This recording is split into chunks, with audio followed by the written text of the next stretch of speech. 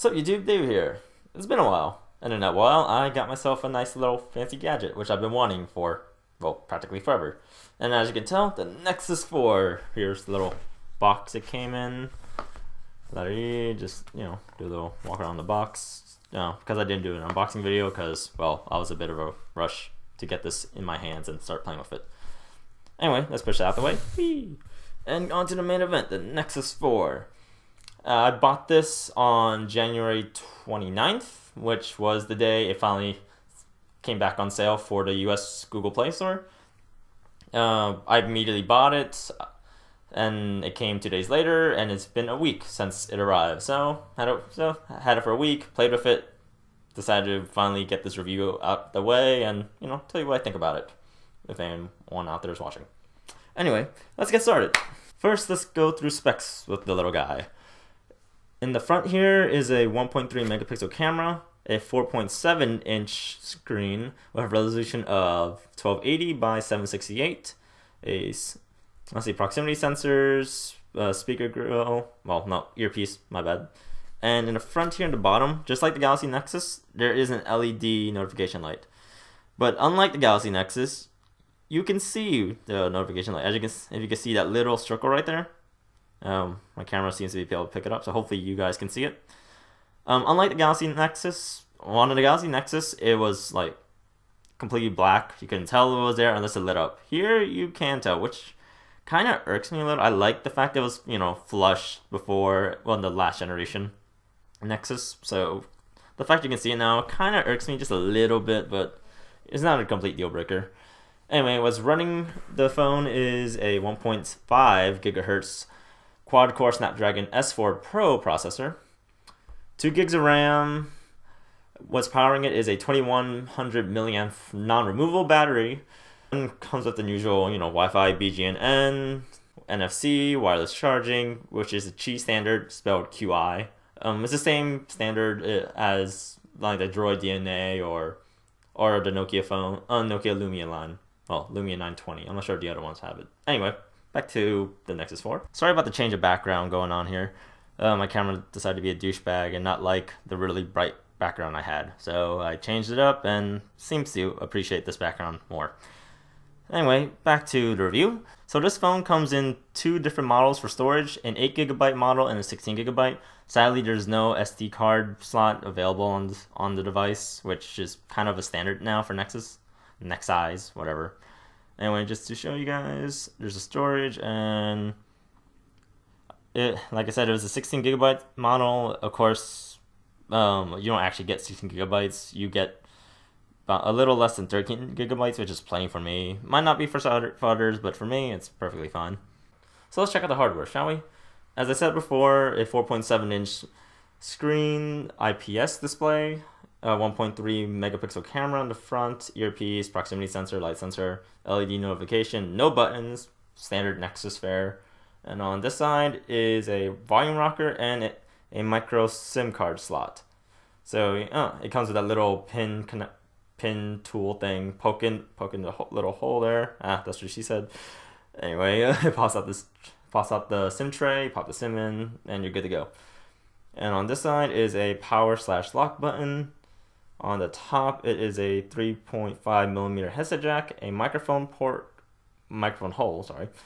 there, over there, 2 screw holes, another microphone port, and a micro USB charging port / syncing port. It also doubles as a slim port, so you could plug in like a little adapter, then plug in HDMI into the adapter, plug into TV, yada yada. And on the back, we have an 8 megapixel camera, and an LED flash. I keep mixing those up. It can't be helped for me, apparently.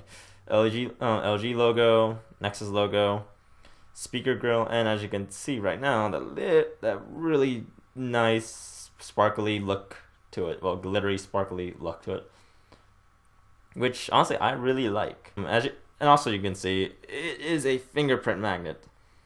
Well, of course, it is also to blame because I have a back screen protector, because, again, the back is glass, so it's prone to scratches and shattering, and if you drop it hard enough, and yada yada. So, to avoid scratches, I put a back screen protector on it to, protect it. But of course, being glass, it is this fingerprint magnet. Even with the screen protector on, it's still fingerprint magnet. Now the Nexus 4 feels pretty comfortable in my hands. I typically have a bumper on it, but when I don't have a bumper on it, like, it feels really comfortable. It feels, well, like the last generation Galaxy Nexus. Except it's a little bit wider than the previous Nexus, which I'm not a big fan of. I prefer my phones to be a little bit more narrow than this, but it's not completely uncomfortable. My thumb hits all four corners of the screen perfectly fine, and I kind of have small artistic hands. Now the front does have Gorilla Glass 2, so that should protect it from scratches, shattering, yada yada. But now the back, from there's mixed reports. Some say it's Gorilla Glass, some say it's not. I've seen way too many shattered backs of Nexus 4s already. I really don't want to see it on mine, so I keep a bumper, which is over here. A little poetic bumper I found on Amazon. Pretty cheap, $10, whatever.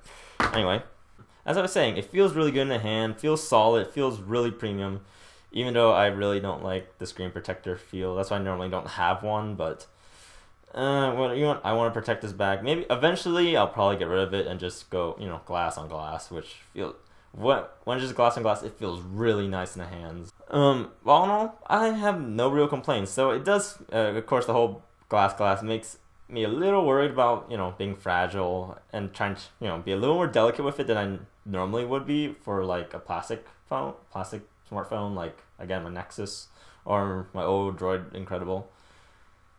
But I do have one like kind of major complaint.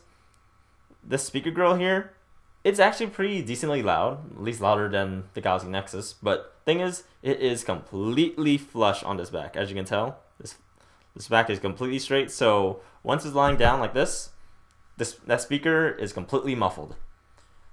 Of course, since I have a bumper case, it actually raises it up a bit because the bumper goes, around the edge here. So it's a little concave. So the speaker does get an echo from that, thankfully. But for people who don't want to rock cases, it is a bit, it does muffle it, which there have been times where I've not been able to hear my phone ring because it was lying on my bed, lying on my bed just like this without the case, because I don't know, I didn't feel like it. And the ringtone would be muffled and I wouldn't be able to hear it. But yeah, again, with my case, I'm able to hear it, and it's fairly loud. I'm pretty happy with it. So let's talk software, shall we? Of course, this phone is running completely stock. I wouldn't be doing a review of a phone if it wasn't stock. But of course, I've rooted it and I've unlocked the bootloader just because it's a Nexus and it's extremely easy to do at this point. So why not? But I have not installed or flashed anything that would affect the phone's performance completely at all. So this review is completely based off the stock Nexus 4 that Google intended it to be. With that out the way, when I first bought the phone, it came with Android 4.2 Jelly Bean. Soon after it connected to the internet, I got the notification to update to Android 4.2.1, which, just bug fixes. So let's show you that really quick. About phone. Sorry. So as you can see, 4.2.1. Tap it a whole bunch of times. You get the Jelly Bean thingamajig. Press that, and I get to swipe jelly beans. Yippee. So Android 4.2 is completely smooth thanks to Project Butter and all, just what Google has done. It's an amazing OS. It's smooth. It's like I haven't lag free. It's just amazing. I can honestly say I've not experienced any lag on this phone at all. In the past week I've owned it. Of course, it's not just thanks to Android 4.2, but it's also thanks to that amazing S4 Pro Snapdragon processor in here. It makes this thing fly. So let's talk about the camera, shall we? Here we have an 8 megapixel camera. It's nothing to really write home about. It's decent for for a smartphone, I guess. But for what I want it to do, because I'm not really a big photography geek or whatever. So as long as they're clear, as long as they look decent enough for me to throw on Facebook or Instagram, I'm happy. So let's talk about the thing I consider to be the most important thing on a smart device: battery life. What's the point of having an awesome device if the battery dies on you? And honestly, I can tell you, the battery life on this device is amazing. Let me show you really quick. I am at 54%, and I currently have a little less than 9 hours on battery right now. Of course, and that's me just, my regular daily usage.